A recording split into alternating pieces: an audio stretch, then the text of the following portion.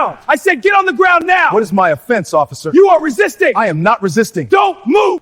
You walk in here with all those medals like I'm supposed to bow down! Ugh! It was 5:47 p.m. on a Tuesday evening inside Hartsfield-Jackson Atlanta International Airport, the busiest airport in the United States. At that hour, the terminal moved like a living organism. Families rushed toward departure gates. Business travelers checked boarding passes while walking. Flight crews navigated through crowds with quiet urgency.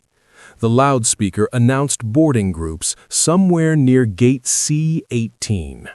For most people in the terminal, it was just another busy evening of travel. But among the thousands of travelers moving through the concourse was a man who looked like he had not slept in days. His name was Senior Chief Bernard Donald, 41 years old. 18 years in naval special operations, 6 combat deployments, more commendations than most servicemen accumulate in an entire career. And less than 72 hours earlier, he had been operating inside Iranian territory during a classified mission that would never officially appear on any military record. The mission had left visible marks. A dark bruise beneath his left eye, a thin stitched cut across his eyebrow, a bandaged hand wrapped quickly by a field medic before transport. But despite the injuries, his uniform looked flawless. Thank you for riding with me through this incredible story. If this case gripped you as much as it did us, hit that subscribe button right now. Drop a comment below letting me know which city you're watching from. I read every single one. Tomorrow, I'm bringing you an even more shocking case that you won't believe. You do not want to miss it. Now, let us begin. The dress blues were pressed perfectly. Every ribbon aligned. Every medal was positioned exactly where it belonged. Because after nearly 2 decades in special operations, discipline becomes second nature. Over his shoulder hung a single duffel bag. Under his arm he carried something else. A sealed military document pouch stamped with Department of Defense classification markings. Most travelers in that terminal never even noticed him. To them, he was just another serviceman passing through the airport. But one person noticed him immediately. Officer Derek Jessia had been working as airport police for 13 years. In that time, he had accumulated 28 complaints. Most of them were dismissed. Most of them are quietly buried in internal files. But many of them describe the exact same pattern. Travelers singled out, aggressive questioning, stops that escalated far beyond what the situation required. Among certain officers inside the department, Jessia had earned a nickname, The Wall. As in, the wall certain travelers always seemed to run into. Standing beside him that evening was his partner, Officer Nathan Edward. Nathan was younger. 3 years on the job. Still learning the rhythms of airport patrol. Still learning which instincts to trust. And working with Derek Jessia had already taught him something important. Some officers enjoyed solving problems. Jessia enjoyed creating them. Nathan stood near the international arrivals corridor, watching passengers move through the terminal while Jessia scanned the crowd the way he always did. Not casually, carefully, judging, sorting, looking for someone who didn't belong. And then Jessia's eyes stopped. Nathan noticed the change instantly. Jessia leaned slightly toward him. Watch this. Nathan followed his gaze. A tall man in navy dress blues walking calmly through the concourse, duffel bag over one shoulder, sealed document pouch under his arm. Jessia's voice lowered slightly. "That uniform doesn't fit right." Nathan frowned. "What do you mean?" Jessia didn't answer, because he was already moving. Bernard Donald had just stepped off the escalator near the international arrivals corridor when someone suddenly stepped directly into his path. "Sir." Bernard stopped immediately. The man standing in front of him wore an airport police uniform, badge, body camera, hand resting casually near his duty belt. "Can I see some ID?" Bernard nodded once, slowly, deliberately, the movements of someone trained to avoid escalating tense situations. He reached into his jacket and produced 3 items: his military identification card, his official travel orders, and his government transit credential. He handed them forward calmly. Jessia took them, eyed, looked down, then looked up at Bernard, then back down again. "Where'd you get these?" Bernard blinked once. "Excuse me? These." Jessia lifted the ID slightly. "They look printed." Bernard kept his voice level. "They're legitimate. You buy them online." A couple walking past slowed slightly. Bernard remained calm. "Officer, I am Senior Chief Bernard Donald of Naval Special Operations Command." He gestured slightly toward the documents. "My travel orders confirm that." Jessia didn't move. "I just returned from an overseas assignment," Bernard continued, "and I'm trying to reach my connecting flight." Jessia stared at him for several seconds, then spoke again. "Put the bag down." Bernard lowered the duffel bag to the floor, but he kept the sealed document pouch under his arm. Jessia noticed immediately. "Put that down, too." Bernard shook his head slightly. "I'm not authorized to release this pouch." Jessia stepped closer. "Put it down." Bernard remained calm. "It contains classified material." That word caught attention. A few nearby travelers slowed their pace. Jessia's expression hardened. "I don't care what you call it." He leaned closer. "You either put it down," his voice dropped, "or I put you down." Behind him, Nathan Edwards shifted uneasily. "Maybe we should verify the ID first," Nathan muttered quietly. Jessia ignored him. Bernard's voice stayed steady. "I'm requesting that you verify my credentials through military channels." Jessia's jaw tightened. "You don't get to request anything." And that was the moment everything began to spiral. Officer Derek Jessia moved first. It wasn't sudden in the sense of panic. It was sudden in the way a decision becomes action after a mind has already made up its conclusion. His hand shot forward and grabbed Bernard Donald's right arm. It was the injured one. The pressure landed exactly where the bandage wrapped across the back of Bernard's hand. Pain flared instantly. Bernard's body reacted the way any trained body does when sudden pain strikes. His arm tensed slightly. That tiny reflex was all Jessia needed. "Stop resisting!" The shout echoed through the terminal. Bernard's eyes widened slightly. "I am not—" Jessia twisted the arm upward, hard. The gauze tore slightly as Bernard's shoulder was forced higher. His balance shifted.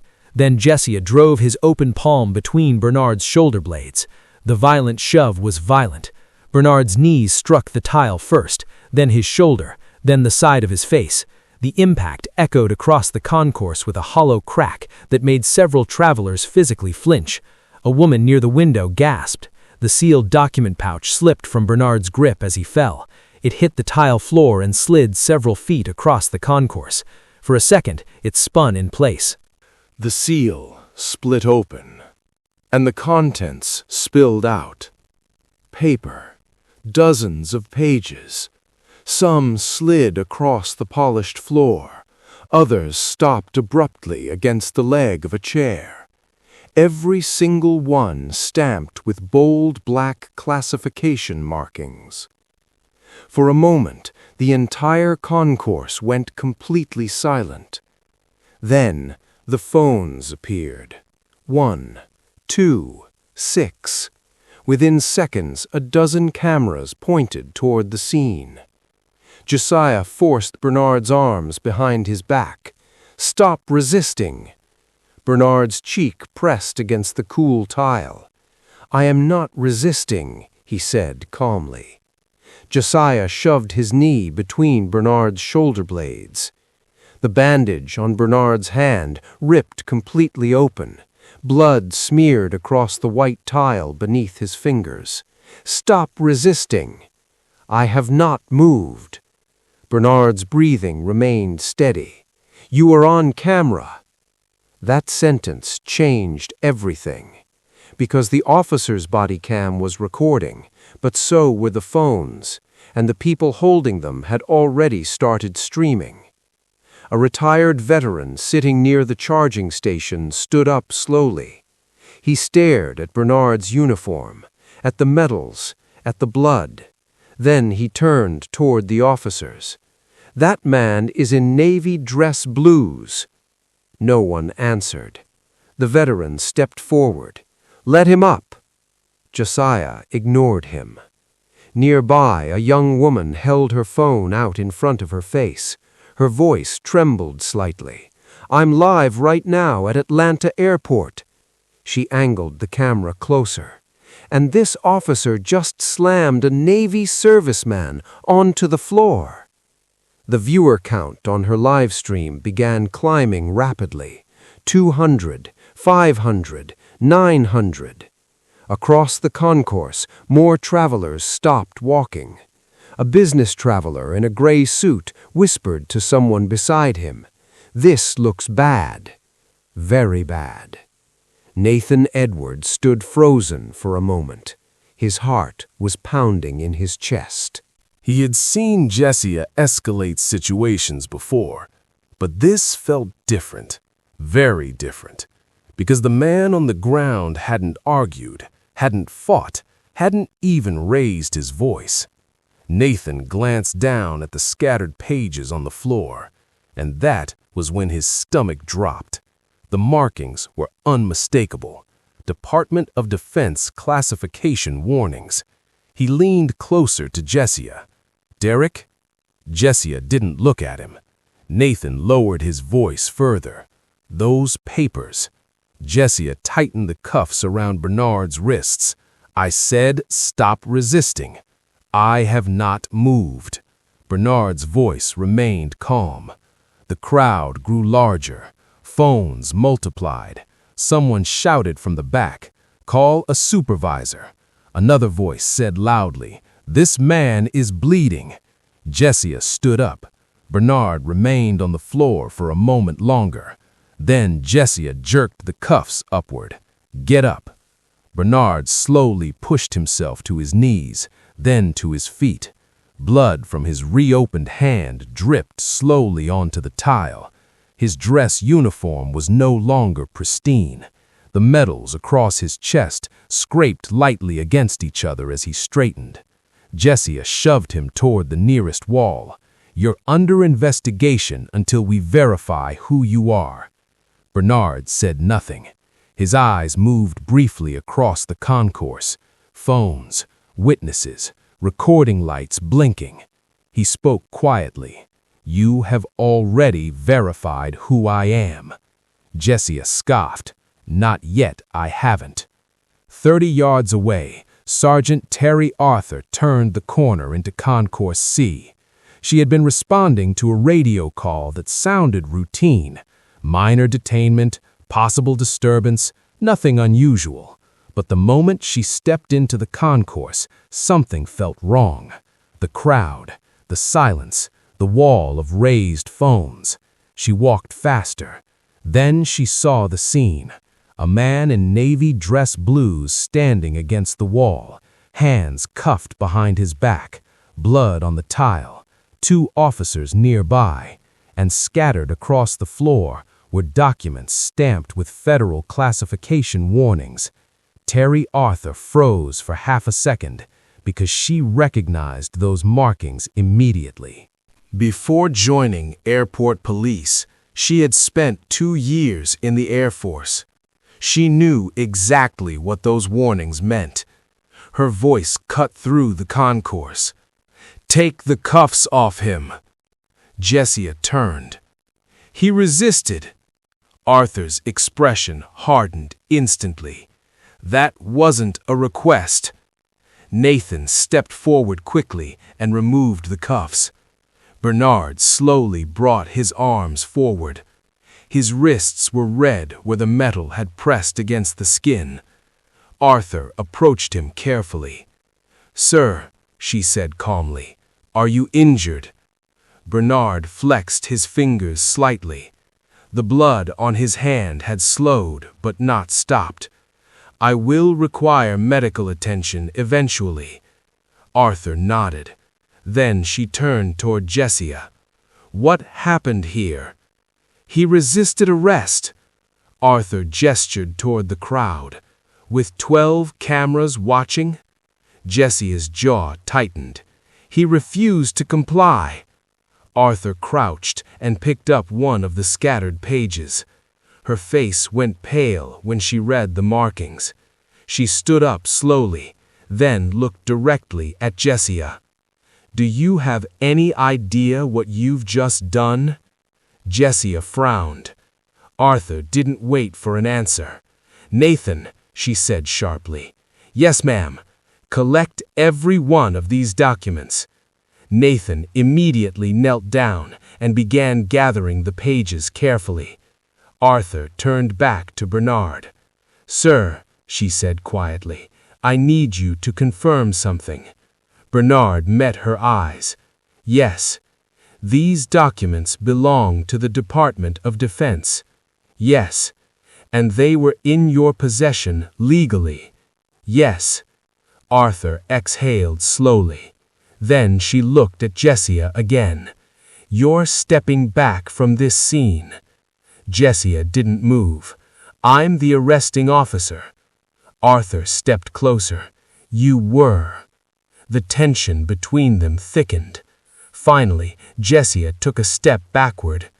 Nathan finished collecting the scattered pages. He handed the stack to Arthur. Arthur counted them quickly, once, then again. Her expression tightened slightly, but she said nothing. Instead, she handed the documents carefully to Bernard. "Sir, please secure these." Bernard placed them back into the pouch. The seal was broken now, the edges slightly torn. Arthur spoke again. "I'm calling this in." Jessia scoffed. "For what?" Arthur didn't look at him. "For command." 6 minutes later, the first call reached Airport Police Headquarters. 8 minutes later, the incident report began circulating internally. 10 minutes later, someone at the airport command office noticed a specific phrase in the report: Naval Special Operations. That phrase triggered another phone call, and that call triggered another, and somewhere in Washington, someone began asking questions. Back in the terminal, the live stream continued. The young woman filming glanced at her phone screen. The viewer count had jumped dramatically. 3,000 people are watching right now, she whispered. A man beside her said, "Make sure you keep recording." She nodded, because by now the entire concourse understood something. Whatever had just happened was not normal.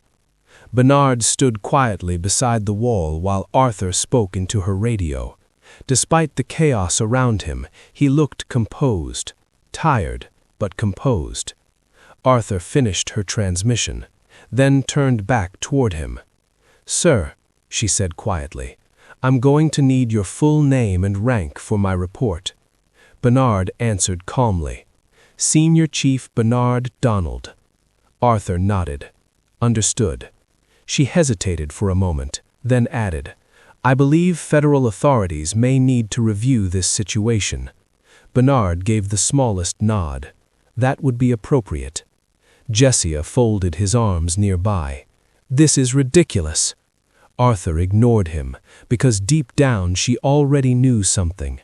The moment she saw those classification markings on the floor, this incident had stopped being an airport police matter. And outside the terminal, 3 black SUVs were already turning into the arrivals lane. The first black SUV arrived exactly 11 minutes after Sergeant Terry Arthur made her call. Most people in the terminal didn't notice it. The vehicle pulled quietly into the restricted lane outside Concourse C. No flashing lights, no sirens, just a dark government vehicle stopping smoothly beside the curb. A second SUV arrived behind it, then a third. 3 men stepped out, all wearing dark suits, no visible insignia, but the way airport security moved aside immediately made it clear these men had authority. Inside the terminal, the tension had not faded. If anything, it had grown heavier. The crowd near the scene had doubled. People who had been across the concourse earlier were now slowly drifting closer, pretending to check departure boards or phone screens while keeping their eyes on the officers. Phones were still recording. The live stream that had started minutes earlier had now climbed past 12,000 viewers. Comments were pouring in faster than the woman filming could read them. Is that a Navy officer? What did he do? Why is he bleeding? Behind her, someone whispered, "That cop messed up." A middle-aged traveler shook his head slowly. Something tells me this is about to get very serious. Across the concourse, Sergeant Terry Arthur finished speaking with Airport Command on the radio. Her expression was controlled, but inside her mind, alarms were still going off, because she had counted the documents twice, and something about the number bothered her. She turned back toward Bernard Donald. He stood quietly beside the wall, uniform straightened again, medals aligned, his injured hand now wrapped with a temporary bandage one of the airport medics had provided. Despite everything that had just happened, he looked calm. Arthur stepped closer. "Senior Chief," she said quietly. "Yes? I need to ask you something important." Bernard met her gaze. "How many documents were inside that pouch?" He answered immediately. 32. Arthur nodded slowly. 32 pages? Yes. Arthur glanced down at the stack Nathan had recovered. Then she looked back up again. When we gathered the pages, her voice slowed. There were 31. Bernard didn't react outwardly, but his eyes sharpened. "Are you certain?" Arthur nodded once. "Yes." For a moment, neither of them spoke. Around them, the crowd continued murmuring quietly, phones recording, travelers whispering. But in that small pocket of space near the wall, the air suddenly felt very different. Bernard spoke quietly. "That page needs to be located." Arthur's expression tightened. What exactly was on it? Bernard didn't answer immediately. Instead, he asked another question. "Has anyone touched the documents besides your officer?" Arthur glanced toward Nathan. He collected them. Nathan looked up from across the scene. "Only me." Arthur looked back at Bernard. "Why is the missing page important?" Bernard's voice remained steady. "Because if it leaves my custody," he paused, "people could die." If you think this is crazy, wait till you see what happens next. Subscribe now, because episode 2 is where the real story begins.